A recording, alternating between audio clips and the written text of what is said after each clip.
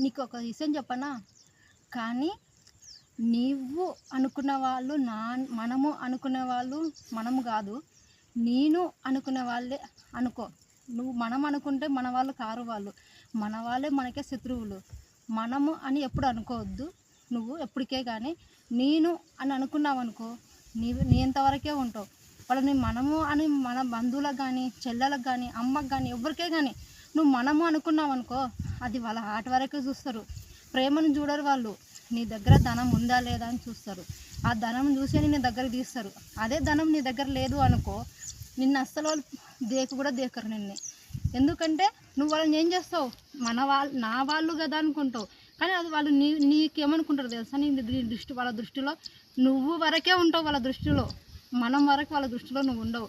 అందుకే మనము అనుకోకుండా నేను అనుకుంటే నువ్వు కూడా